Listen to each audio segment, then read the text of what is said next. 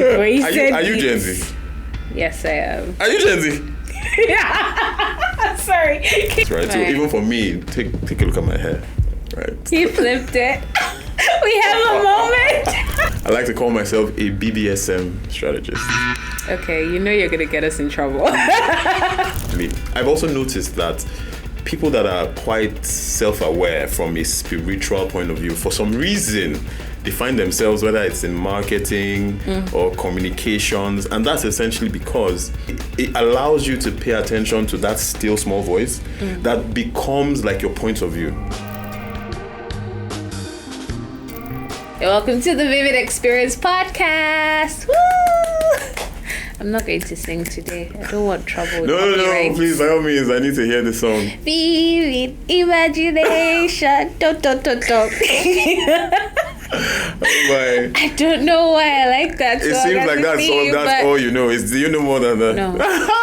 No, I'm sorry. No, but it's giving theme song. I'm the kind of person at a party where, like, when it starts, I'm like, face and expression, and then afterwards, I'm like. Come to think of it, does the show have like a proper theme song? We do have like our own sort of music with the reels and stuff, and then towards the beginning and the end, but we don't have a proper theme song. Because like, so there's this one, right? So you see, there are a couple of podcasts I listen to, and I don't want to mention the name. It's okay. It is? Oh, okay. So there's this podcast I listen to. It's called The Young God Podcast. Have you ever heard? No, I haven't. Yeah. Who are the hosts? It's just him. It's just one person. His name is Rodney Omokache.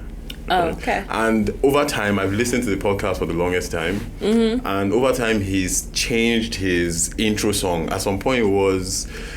So he has a habit of picking clips from songs and stuff like that. So just like when you said Vivid, I'm like, if it tallies, it might be something nice to use, right? So he's used something that Kanye... I'm gonna have to sing it. I'm gonna have to pay them eventually. I just worry about the copyright. No, but then I think as far as IPs and copyrights are concerned, I think you can take snippets of certain things as long as it's not up to a minute, or is it 30 seconds or something like that. He used something from Kanye West's song. Like I said, the name of the podcast is The Young God Pod. The Young God Pod, right? So there's this song that hey, blood, oh Jesus. There is this song that Kanye West there's this song that Kanye West has that is called I Am a God. So he just took a snippet of that. He's used a couple of things, so why not use local flavor? Yeah, I'm gonna put that into consideration. Cool. And I don't know why it's that song that keeps on blasting. There's so many other songs with Vivid, but it's just a vibe. Yeah, it's a vibe. It's a trip. It's very there. I agree.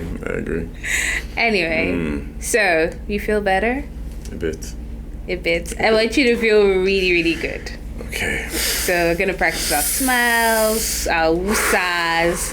We can't do the yoga pose, but we'll try. Yeah. Hey? I think I'm getting into it. I'm getting better. All right then. Okay, so today we have Ayo, and do I say your name properly? I worry. Okay, so my name is Ayo. Yeah. So I worry sometimes, and I'm like, I've never asked you. So. Yeah, you wouldn't be the only one. So no, but I'm glad that I did. Oh, okay. Ayo. What is look at you. You're getting it on the first try. Okay, yeah. What does your name mean? So it means the sun.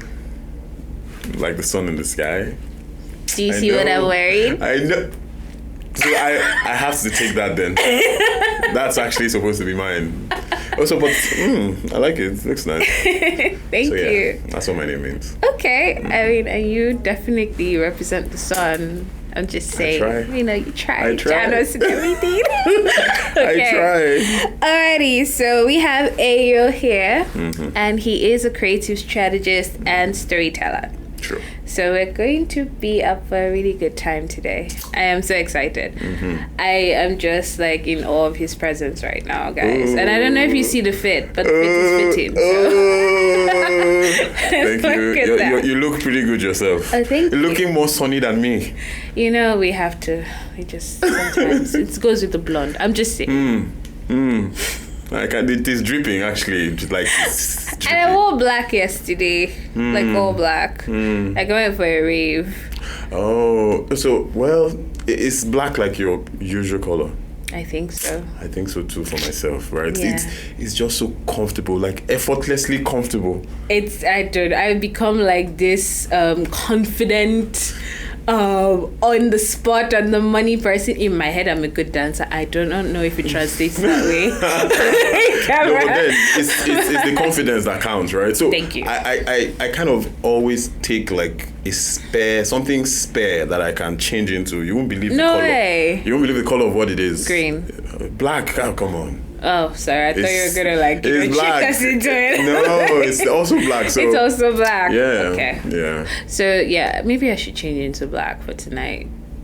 Nah, you're free. With nice. You never go wrong with black. So yeah, why not? Yeah, you never except the wedding, of course. They don't want you to think you're mourning or whatever. Well, there are ways you can throw black together, and it just slaps. So are we trying to say that the typical Owambe, no one wears black? Is that what we're saying? If you're the chairman of the Owambe, you're allowed to wear anything you want to wear. Yeah, so I think black in its way. Yeah, in its way, it just saves us from so many things, you know. Yeah, you're right. You're absolutely right. Okay, here's to black. I didn't think that black would be a subject of conversation, but it's nice that we have that. So our guest today is an ever-evolving work of art. And he is not just a strategist, he is a creative and a shapeshifter. He's also an energy worker and a multi-hyphenate living at the intersection of spirituality, branding, and storytelling. So I really like to hear from you. Who is Ayo? So as far as talking about myself is concerned, or even introducing myself, right? So it gets tricky, you know, but at the core of it, I think when I have to introduce myself, I usually tell people that I'm that one person that has lived a lot of lives, right? And even in like major gatherings, Do right? you mean like you were here in the 1800s? I'd like to hear more about that. Okay, all right. So that's a possibility. I don't know. Yeah, I don't necessarily throw that possibility away because for some reason I'm really big on epic movies, right? All these movies that have things to do with castles. So I really like that. When I say I've lived a lot of lives, what I mean is I've been different things at different times. So I studied architecture in school. I practiced for a bit. I would not have called it. Wow, really? I would not have called architecture. Why? No, of course I know you have the mind for it. It does make sense with your like design mindset. But I just thought maybe engineer that turned a rebel. It's like death to all automation. And I want design. It still works because at the end of the day, who is an architect if not like an engineer for houses, right? But okay. Yeah, no, yes. They're giving themselves too much credit now. No, it's not. Come on. I had to do structural the engineering. civil engineers just like, I think they just sighed. No, I had to study things related to structural work and stuff. So I'm sorry. Yeah, I won't let you do that. I'm standing for all architects out there, right? I mean, honestly, I can't do what you do, so it is monumental. Yeah. Please continue. Yeah. So yeah, there's been that. So I've also been a photographer at some time, you know, and now I'm functioning as a brand strategist. Not necessarily a brand strategist alone. I like to call myself a BBSM strategist. Okay, you know you're gonna get us in trouble. I heard that. I think there was a switch in my head. Yeah. It just went off. Yeah. And I had to turn it back down. So BBSM, tell us about that. Okay. Oh, you wanted me to say what? No, do please. you even know what it means? No, Mom, no. I don't know what that acronym means. BBSM, relax. Your mom is I don't know whether it is the one with the D or the one with the B. I have no idea. I only know church. It's giving auto suggestion, but yeah. So BBSM, that's my way of being interesting though. But no, you are. BBSM means brand, business, sales, and marketing. That is so cool. I know. So eventually, right, I'm still going to turn it into BDSM, but it's still going to mean something. Do not do that. I will. And I'll put it on LinkedIn, right? So yeah. Okay. That's currently who I am. So yeah. That's how I tend to, introduce myself. And I think the commonality amongst all of that is in really wanting to live a full life. Yeah. Right. So if I had to introduce myself, I'm someone who chops life for a living. Oh, really? Yeah, and you then have to show me the way then. Yeah, we'll show each other the way. But I chop life for a living, then I do strategy for work. I like that. And I'm gonna go ask a second question. So when you say you like to live a full life or even live life as an art, what does that mean for you every day? So I have a very androgynous approach to life, right? So when I say androgynous, obviously man, like things that are masculine, things we all that have duality. Yeah, about it. And I'm like I'm really particular about it, right? So I do a bit of skincare. I'm that type of person who is willing to try anything at least once. Yeah, no, but then it's not something you would ordinarily associate with a guy. Like please, skincare is important. Yeah, tell them. We laugh. Tell them. We as girls, we laugh when you say that you use detergent to take a shower. I'm not aware of that though. There are people who do that. Yes. Detergent. It's a lie. It's not possible. It is possible. Why? I don't know. I think they just do they work at like a chemical plant or something? I don't know. For whatever I don't think it's reason. true. It's maybe folklore. I've heard Omo. No, it's a myth. Somebody just trying to get a kick out of you. Please. No, please. It's not possible. But yeah, there is that. So yeah, being able to live as art, in my opinion, is just being able to romanticize everything that has to do with life. And in that understanding, you just realize that not everything society says is off limits should be off limits, right? So even for me, take a look at my hair, right? He flipped it. We have a moment. Right? So take a look at my hair, right? Yeah. So I'm that person that tries. I am so jealous, by the way. I'm sorry to cut you short. Look at yours. Okay, let me explain. So I used to be locked like years ago. Really? Like I've done a lot of stuff to my hair. There was a time I had like a bald spot here, and a mohawk, and that's how I started at a job. But it was good because I did not interview that way. So I interviewed with like a black wig and everything, and they thought they were hiring like a sensible person. I am, but imagine my first day at work coming with like blonde hair bald. It was a moment. In Nigeria? Yes. Interesting. Yeah. And HR didn't call for you that day? They already hired me. I signed the contract. Hair will always grow back. Yeah, no, but then they can say what I ordered versus what I got, right? I also think I have a face that just I think it makes me get away with a lot. I can see that being possible. Right. Actually. But going back to me being locked, I couldn't actually get my head to lock. So it's so funny. I have 4C type hair, sometimes almost D if possible, because it's really curly. So it gets to like get tangled from time to time. But to actually get it to lock, it's so soft. Oh. And so I think they put too much product. Oh. And they used the wrong method to lock it at first. Oh. And so it was just like a tangled mess. I ended up just going to the barbering salon and telling them to take it out. So I see how like yours is growing so healthy. I mean, look at that. Continue. No, but yeah. And the funny thing is, I don't necessarily do anything about it. So like, I don't do anything just to it. It in. Yeah. It's like, I'm not doing it. I just woke up sorry. this way. It's like, no. It's fine. And he flips. I'm done. We've ended this episode. Please continue. Yeah. Yes, back to what you were saying about your hair and how you've always romanticized life. Yeah, so I think at the end of the day, just knowing that, you don't really have an opportunity to do each day again. You don't have an opportunity to do life again. So the opportunity you get might as well just like really do it, right? So yeah, that's for me. That's the entire reason, or should I say, that's how I'm able to see my life as art, really. Have you always been this way? No, Obviously not. What was the catalyst? Not trigger, just the catalyst.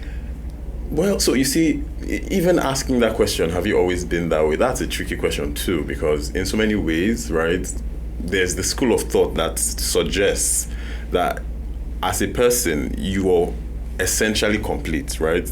It's just a lot of the time we have to go through the world that comes with a couple of conditioning, some nurturing. Absolutely. But you kind of always know who you're supposed to be, which is why nature versus nurture. Nurture, which is why the crux of the matter a lot of the time in people's lives is getting back to your original self, right? So I've always been this person in quotes, but I've not always lived out this person, right? I see what you mean. Yeah. I see what you mean. As far as what the catalyst was, if I'm being honest, I think this refreshed version of me really took roots. Would I say in like 2019? I thought you were gonna say 1972 because of all your many lives, but well, in this recent life, right? Yeah. The catalyst trigger, kind of all intertwined. It kind of started in 2019. I think I was about to turn a certain age. I'm not sure if I should mention it, but it's okay. And it just felt like it's a safe space here. We listen and we judge, but not in front of you. So yeah, I was about to turn a certain age, and I just felt there were certain things I should have done in life, like marriage, like finances, and all of that. And it just occurred to me that it's possible that you're not these things because you've been concentrating on the wrong things, right? And I think, like, slowly but surely, the opportunity to change is always there, right? And as you take it, it unravels the next step. And I just kept on putting one leg in front of the other, and ever evolving. Yeah. So yeah, essentially 2019. 2019 was the catalyst. Okay, thank you for telling us. Yeah. So in your evolution from strategy to spirituality, or vice versa, how do you manage? Is there a time when you're doing both at the same time, or you always have to switch? I'm like, okay, I am very choleric in nature. Okay. That is most expressed at work. All right. When I'm with friends, I'm more sanguine. Really? Okay. Or I won't call myself phlegmatic. I'm like chilled sanguine. Like, oh, the world will sort itself out. We'll be fine. Really? Go eat something. Really? Let's go sleep. Take a drink. Like you said, really? I can't see that, because I feel sometimes like I flip a switch, and sometimes at work, depending on the scenario, then that part of me can showcase. But I can tell you that it's not like up to 80%. I've come to accept that in life and time, right? And maybe at a certain age, after many other experiences, I would change in a way where I don't feel like I am. You have to separate things. Yes. So for you, is there any way you do it that way, or it's fluid? It's pretty fluid for me, right? So maybe it might vary in intensity, but I'm me all the time, right? Like, and you see, when we even try to pair spirituality and, strategy, for me, they're essentially the same thing, right? And how? Can you tell us? So essentially, I've also noticed that people that are quite self-aware from a spiritual point of view, for some reason, they find themselves, whether it's in marketing or communications, and that's essentially because, right, strategy, for instance, is like the science of society. It's about understanding how people do things, and that's what spirituality kind of does as well, right? It gives you, it allows you to pay attention to that still small voice that becomes like your point of view. I see. Yeah, so in so many ways, right, it just, flows into each other, and it just also validates the fact that everything is linked to everything, right? The way you do one thing is kind of the way you will do everything. So at least for me, I would say maybe it varies in intensity, because at work, even though I work within it like a creative space, certain things are allowed. You can look a certain way, you can behave a certain way, but you still have to tone it down a bit, right? But when I'm with my friends, let's just say I mean all my glory, right? But yeah, as the sun. Yeah, people at work still gets a sizable piece of me completely. Yeah. Okay. Yeah. And then that takes me to, how do you navigate self-expression in a world that demands clarity and categories? Like, you have to be a certain way, right? Yeah. You, if you're a manager, you have to dress as a manager, have a class car, keep a certain type of friends. I'm just saying, like, people in society have weird ways of thinking, and always need to classify you. People. So how do you navigate that? Because you're like, I don't want to say you're an extreme. You're an outlier. Very much so. So even like I enjoy the word outlier, right? Because it kind of gives you an opportunity to step back and like really see things. So being an outlier almost allows you opportunity for big picture thinking, because if you're not even in the box. Yeah, exactly. Like, right. You're not in the box to start with. Exactly. So right. You don't have to think out of it. Exactly. Right. So that's the thing. So in addition to being an outlier, I would like to see myself as a paradox, right? And that still speaks to what I said earlier about the whole androgyny thing, where it's very important. Balance, it's really important to me, right? So in so many ways, it's very difficult to be one thing, right? And even in the industry I'm in, there's this popular saying about how when everyone is zigging, you need to zag. So I take pride, actually, right, in not necessarily being the captain of the zag ship. Yes, right. Not necessarily being, and it's not zagging for zag's sake. So it's not about wanting to be different for different sake. It's about just being true to myself, right? I see what so you mean. For me, self-expression is really about self-awareness, and that self-awareness is about self-love. And you see, I'm not even really ashamed to say it, right? I love myself. I love myself completely. Yeah. I need to.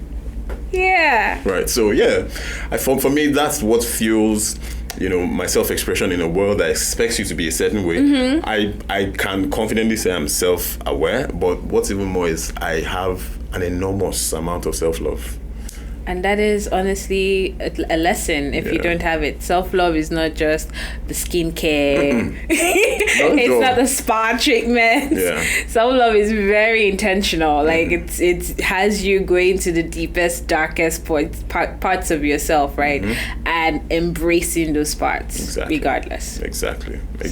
So just being comfortable being seen, essentially, right? So whether it's the deepest, darkest parts, whether it's the brightest parts, right? You find me there. I'll be there. Yeah. Okay. So how does your creativity show up in life, work, and what inspires you the most? I think in so many ways, it's also tied to something I must have already said. And that's the fact that I have a very, if I do say so myself, I have a very healthy love. Why are you laughing? No, I'm laughing because it's just true. Like I can, like when you can sense when someone is being completely inauthentic. Okay. I just see you in like stark contrast. Like you're just saying it as it is. Of course. And it's ironic. That's why I'm laughing. Okay. So to be fair, I have a very healthy love and lust for life, right? So in so many ways, like I've said, I put like a very deliberate premium on showing up, right? So if there's anything I have to do, I'm pretty passionate, right? On several occasions, I'm probably in a meeting, maybe it's some form of brainstorming session, and I'm trying to make my point, and I'm all very vehement about it, and people make videos of me and stuff like that. So I think how I'm really able to, infuse creativity into my life, I like to spill into work and all of that, is essentially just showing up completely, right? Whenever I have to do something, as long as I want to be there, I will do it to the max. Like, so I think that kind of answers it for me. Okay, and I'm going to stray a bit, and this is me taking us back to the beginning. All right. How did you go from being an architect to the man that you are today? It's a very vulnerable question. I know. Very vivid and vulnerable and question. That's why I didn't ask it from the beginning. Okay. So how did I move from being an architect to the man I am today? And you see, I think in the midst of saying that I've lived many lives, right? I at some point in time, I probably might have said, oh, I would have loved if I could have changed this about life and all of that. But at the end of the day, I kind of really like who I am now. Yeah. And if I had changed anything along the line, I probably wouldn't be this person, right? Even though I would have still been awesome, but I probably wouldn't have been this Never person. speak cut on fresh. Exactly, right? So, but then, I think the best way to even answer that question is, how did I even become an architect in the first place, right? So besides, winning prizes in school for technical drawing, because it was just so simple. It was just so simple, right? What? Yeah, it was one of those subjects you didn't necessarily have to read for, right? So I don't know if people know this, but I'm an engineer, right? Yeah, we know it. And I did not do technical drawing in secondary school. How did you now engineer? Yes, it was very painful. Many times in my first year, I left class, and it was always the last lecture. So it was supposed to happen from 5 to 7. But because I did not know what I was doing, class was ending like 8 because it would always end with a project. And every time I was walking back to my hostel, I'd be crying. Really? Absolute tears. Oh my. Brawling. Because of technical drawing? Technical drawing. Oh yeah. my. So I managed to, and honestly, I think a lot had to do with the lecturer. Big is what you might call not a nice guy. Because the very first class, he came in, like walked in with like sheets. And it was like, oh, these are sheets that he just graded, right? And then he now put, I will never forget, a bar chart. And in the bar chart, you would see the people that scored A, and they were like so small. And then B was quite elevated. C was like, Size I think the biggest, but the Fs. Wow. And it's like later they'll get, excuse me for using the accent as well, later they'll get an F instead of saying that they did not read but they deserved an A. Yeah. And imagine that being your very first class. So it was so daunting. And again, you would see people from other years, higher years, even up until 500 level, taking this course with you. Like resitting. Yes. How do you resit it for 4 times and not have mercy? So the anxiety was killing me. Wow. But I eventually got a hang of it. But I mean, now that you say that it was so easy, yeah, you'd have been my best friend in school. I'm already beside you. I'm already feeling you should have tagged me. You should have just tagged me, right? Like telepathically, I would have helped you out. But no, it's really a talent. But please continue. So yeah, there was that.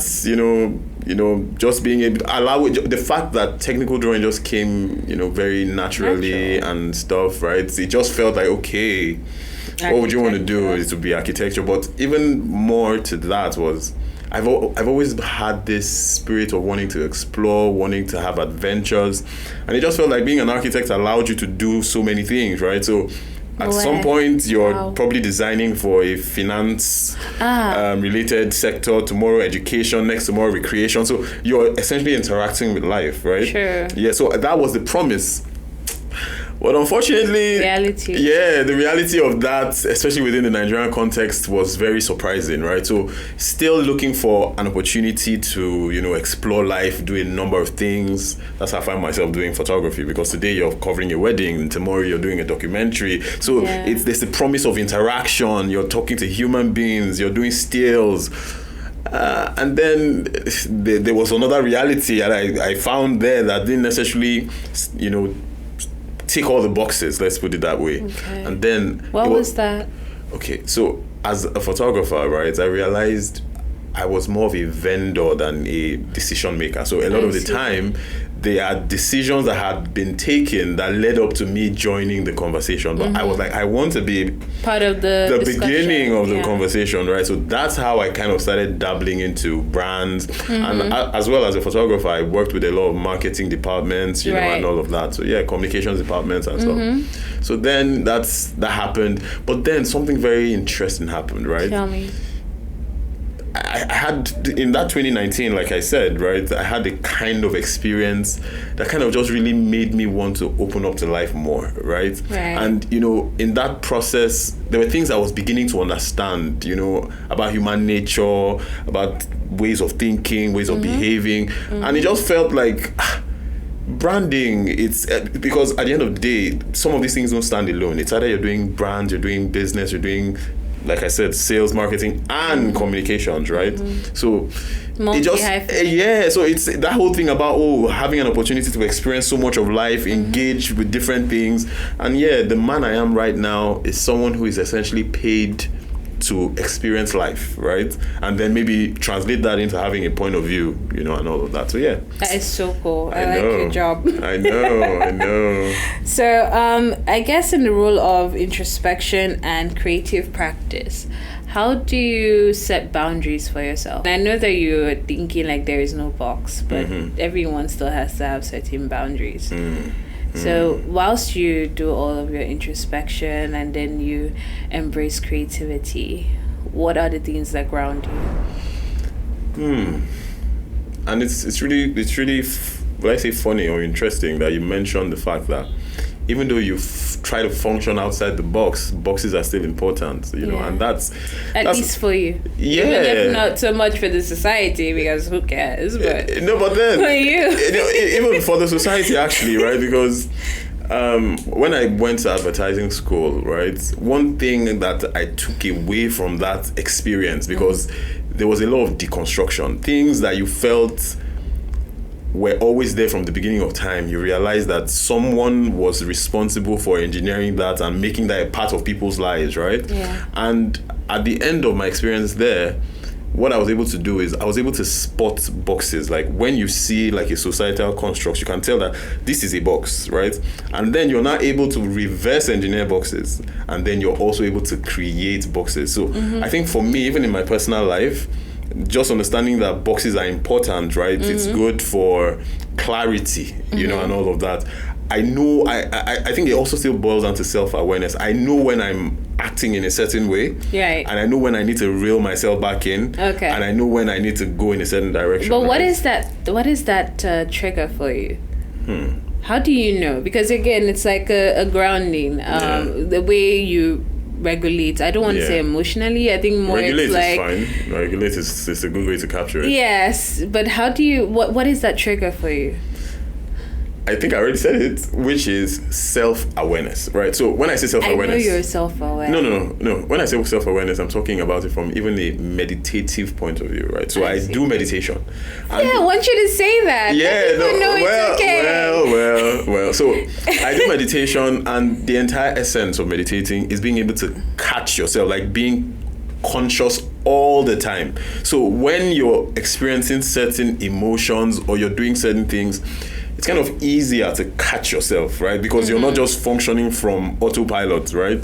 So for me, I think the grounding comes a lot from self-awareness, but even still, like I said at the beginning, self-awareness driven by self-love, right? And my kind of self-love informs self-discipline. So I like to see myself as a disciplined person, even though I came late today. That was not my fault. You don't even have to tell them. We'll cut that out. Okay, you give us a real life scenario, practical example of a time where you had to change course. Like you grounded yourself and you're like, no, this doesn't sound or look like me or what I'm trying to represent, and then you change course. Maybe not immediately, but after some time. To be fair, that kind of happens a lot every day, right? So at this point, very significant, but one you can, that stands out of the everyday. So it might be difficult to find one that is so significant, right? Because, like I said, it's already a habit of catching myself, right? Yeah. So whether it's during a presentation and I'm probably, how would I put it? I just have a habit of catching myself. So at this point, it's kind of difficult. I think because I believe the listeners want to learn from you. Of course. And for me, I like real life examples. That's probably why I like history so much, because it tends to repeat itself. I agree. Hearing from you and your experiences, even regardless of how insignificant or how far back it happened, just seeing you and getting that vivid picture would help us understand how you're vivid imagining. Okay. Exactly. All right. Okay, so if I try to, I'm trying my best not to talk about work. Oh my God. You don't. It's okay. Yeah, we'll find you. But yeah, exactly. Right. I'm trying my best not maybe to talk at about a work. previous job, you don't have to say in the current role. Yeah, no, but then that's the thing. The current job is so. You. No, other than even me, right? It's so emotionally demanding that I see. There's so many examples I can pick from, but essentially it's a question of, there are cases where probably like a client meeting doesn't go well, and you have probably another presentation, right? So you can't essentially take, the baggage of a previous meeting into the next one. So when you're getting into the next meeting, you're like, you just want, that thing is it swans or ducks, where they flap their wings so vigorously, and it's almost like they're easing the tension away, right? It'd be like a goldfish. They forget very easily. Really? Yeah. That must really. Do they live long? I don't believe they do, but that's not the point. Because if you can forget that easily, right, and it doesn't interfere. It's like 3 minutes, and it's like, okay, that's life goes on. Yeah. Well, yeah. I think for me right now, I would say just that. And in so many ways, like you said, people feed off that energy, because if you were in a previous meeting and things didn't go well, everyone, morale is dampened and all of that. And the moment they see that the person who's supposed to be leading the conversation is equally energized in so many ways, right? It rubs off on them. So if I had to try and remember, that could be a scenario, right? That I could offer at this time. At this time. Yeah. I was not very HR. Yeah, at this time. I think your HR will be very proud. Very, very much so. Okay, I guess another thing I want to ask is, how do you balance your being between brand and also being real? Because this question that I asked earlier, it forced you to sort of think, how does this work with my brand? And also show that I'm real. So how do you do this more frequently, more often?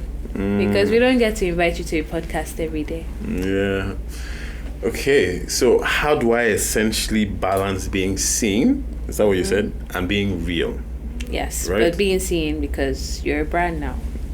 Now I am? Yes, so very much so. My God. Hey, very, very please, the endorsement deals. Where are you? I mean, they're here. What? You just have to pull. What? That's true. Okay, so I think the balance for me would be the fact that being seen and being real are kind of two sides to the same coin, and you get that from me a lot, right? My job as a strategist is to recognize patterns, right? So a lot of the time I try to find the intersections between things, right? And for me, being seen is a function of being real, right? And it's because I am being real that I want people to see it, right? Okay. And vice versa. And because I want to be seen, that's why I understand that, okay, if I've decided to be seen, being real is the only thing I can really dish out, because at the end of the day, the person you can be the best at is yourself, right? You really can't do it. No one else can do it as good as you, right? So I think for me, being seen is a function of being real, and being real is a function of being seen. Exactly. Just to break it down a little further, it's like, as a brand, there's certain things you must protect. You also want to keep some sort of ambiguity about your personal life or your private affairs, right? But then you also want to show up as a human being, exactly, right? Not a robot. And I think that this is something that I used to have a problem with earlier in my career, because I mean, my friends and family love me. I know that. But then they love me because I show some sort of vulnerability, and I let them be there for me, amongst other things, right? But that's also a very important factor. But then starting off, I wanted to be, again, with the choleric nature that I have, it's very immediate, responsive, very robotic. And it was a feedback that I got. Right, really? From a mentor. So really? I knew that it came from a good place. So I've consciously had to, and again, intentionality comes in play, because if you're not intentional about it, you don't really work on the feedback. To express some part or show some part of my vulnerability, not to how do I say this? I'm not trying to I'm not trying to deceive them. I'm not trying to say, oh, because I showed you this part that you have to be nice to me, but to actually let it flow. Of course. So how do you do that, right? Balancing as a brand with everything that you have to protect. Like now when you were trying to think, am I going to talk about intellectual property?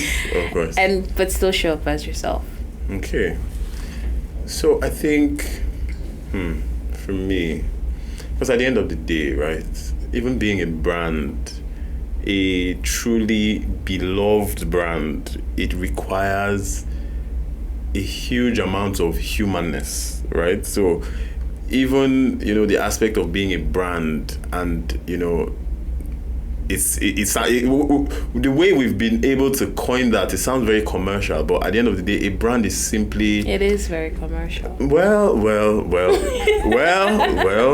But at the end of the day, a brand is essentially recognition. It's about association, right? So there's something in my industry that I said that a brand isn't what a company says it is. The brand is what the consumer says it is. So over time, what is the association, what is the recognition they've been able to attribute to you, right? And I understand the part about trying to keep things, would I call it sacred, or trying to keep things compartmentalized, right? But at the end of the day, even in your attempt to do that, the idea is to keep the private things private. You're trying to keep things private, not hidden. Right. So there's a huge difference between the keeping things private and keeping things hidden. Right? So for me, at the end of the day, there's really nothing to hide, because, like I said, I love myself, right? I'm comfortable enough to meet the different versions of myself, even if sometimes when you're even allowing yourself to be seen, right? When you're showing yourself, some of the things you show, you are experiencing for the first time as well, right? Sure. So you in order to actually live fully, you have to be open to releasing all of that. But at the end of the day, I think the main bucket is being able to separate what is private and what you're hiding. I see. I think for me that's... I have a lot of secrets, so he doesn't have me. Oh, plenty. Well, we all do. No. We all do. Even I when I remember the secrets, I'm like, wow, shh, don't tell anybody. Don't tell yourself. It's giving I remember what you did last summer. In Vegas. So what is the advice that you have for anyone that's trying to align work with their essence? Work is like an offshoot of life, right? And I think, besides even what I think, right, I think that's also a universal truth, that life is pretty much an inside job, and I think if you really want to express your essence, it's even beyond work, right? Expression is expression. That, I think for me, that's what I'm chiefly an advocate for, right?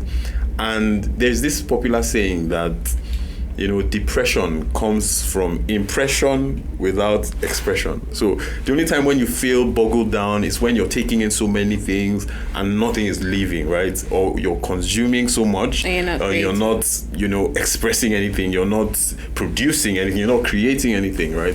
And essentially, I think it just boils down to just loving yourself, right? Also accepting the fact that God loves you as well, right? You're here to have a pleasant experience, right? And there's also this thing where, especially from religious context, there's this whole... You want to break tables? No, well, not necessarily break it, just maybe just shake it a little, right? And there's this saying about how, as human beings, we're humans on a spiritual journey, right? Whereas I feel it's the exact opposite, right? Where spirits on a human journey, right? So just be as human as possible, right? Don't be afraid of who you are, right? The more you see yourself, the better you know what to do with yourself, right? So even at that essence aspect of things, because life is so dynamic. There is no template to things, right? So even if I tell you this is the way, that is the way, at the end of the day, you would come in contact with something that is unfamiliar, then you don't know how to act.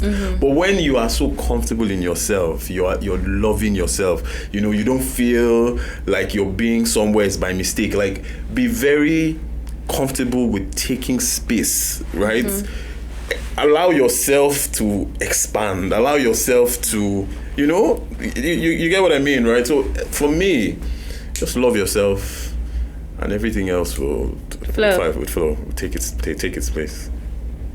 Well, that's it, guys. I don't know if you could have said it any better. Yeah. Right. Thank you so much for coming. You're welcome. Thank you so much for having me. And thank you for the gems that you dropped. I mean, at the top of it is love yourself. Keep loving yourself. Keep and then when you think you're done, do it again. Yes. Again. The second thing again. is to be human and stay human. True. And then I don't think you said this directly, but I'm just going to say it because I think it deserves its own standalone. And it's stay creative. True. And productive. True. Whatever that means to you, right? Yeah. Because for me, this is creativity. For you, creativity means a lot more, right? True. And that way you are consuming and you're also producing. Exactly. Because that is the way to, one of the ways to prevent depression. Mental health is a thing. Is a thing. Especially for someone like me who is like an adopted Gen Z, right? Our mental health is very important. The way you said our mental, I don't know how to. I'm sorry. I tried to hold it in. You should have warned me before you said. Are you Gen Z? Yes, I am. Are you Gen Z?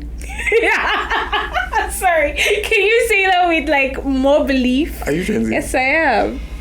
It shocked you. I'm shook. Don't worry. I think I behave more millennial than anything. I am at the cusp. So. You're a hybrid. I am a hybrid. Interesting. Yes. Oh, yeah. But when it's giving shackles, I say it. And that's very Gen Z. The job is giving shackles. Depart. Anyway, guys, it was a pleasure having you. Thank you. Stay tuned for the next episode. Bye. Love you.